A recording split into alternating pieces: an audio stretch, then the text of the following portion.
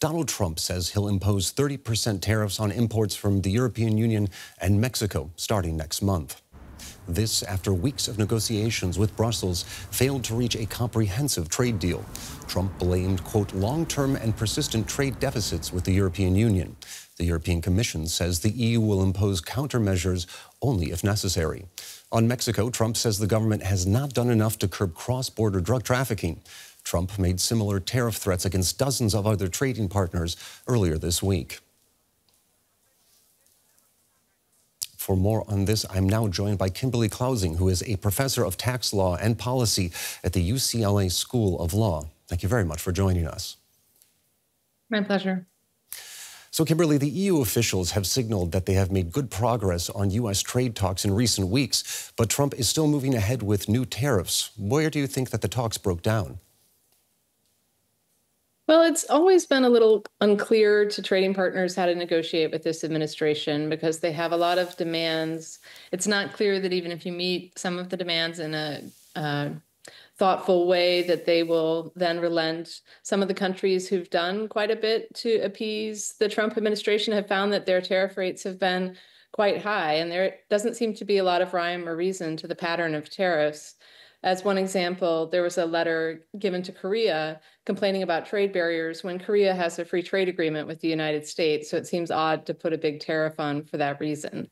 So I think it's a very difficult situation that the trading partners are in at present.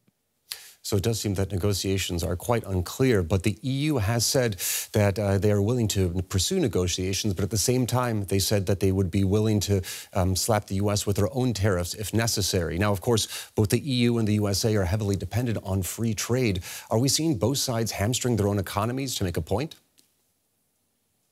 I think that's true, but I would point out that the United States is much more vulnerable than Europe is in this situation. The United States is simultaneously starting this trade war problem with every country in the world, right? So all of our trade will be exposed to these types of trade disruptions and the higher consumer costs. Whereas the EU and most countries in the world are not that dependent on the United States. The United States accounts for very, very little of world trade as a whole. It's about 13% of world imports. And only for Canada and Mexico is it a sizable share of the country's GDP.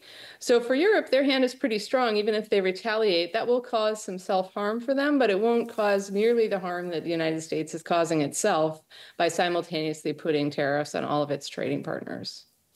Now, if the United States isn't in as strong of a position as it appears to be projecting at the moment, is there a scenario where tariffs like the ones Trump is seemingly embracing can be used to rebalance trade imbalances, like the ones the White House is pointing to? There's always been some incoherence in the White House position about trade imbalances. For one thing, bilateral imbalances often reflect patterns of comparative advantage. But if you look at the overall U.S. current account deficit, the biggest thing we could do to reduce that would be to reduce the nation's borrowing. And if you look at the recent budget and tax bill that was just passed, it involved an extra $4 trillion of borrowing. So the United States is going to be a net borrower in international markets for some time. And when that's true, we're automatically going to run a trade deficit with the rest of the world. So it seems very silly to simultaneously want to borrow from all of the countries in the world and at the same time to punish them with tariffs and reduce the gains from trade. And for this reason, I think a lot of economists look at this policy with great skepticism because they don't see it as an effective way to rebalance these big imbalances. And if the U.S. government wanted to rebalance, it would be doing sounder fiscal policy with smaller budget deficits. Now, these tariffs are supposedly designed to bolster America's economy and encourage investment in the USA. But if you're a business leader, wouldn't the uncertainty around the cost of doing business in the U.S. make you think twice about investing there now?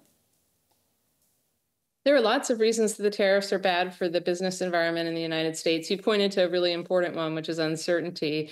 The tariffs have been going up and down. There have been new announcements almost every day this administration, and there's a lot of uncertainty about whether any of these threats are truly real or what will happen to the tariffs down the road. And additionally, the tariffs have often exceeded the president's statutory authority, and so there's also additional uncertainty about whether they're even lawful. So the courts are going to start hearing some appeals on the lawfulness of the tariffs starting July 31st. You'll notice the deadline for these negotiations for many of these countries is August 1st. So that's another factor to consider.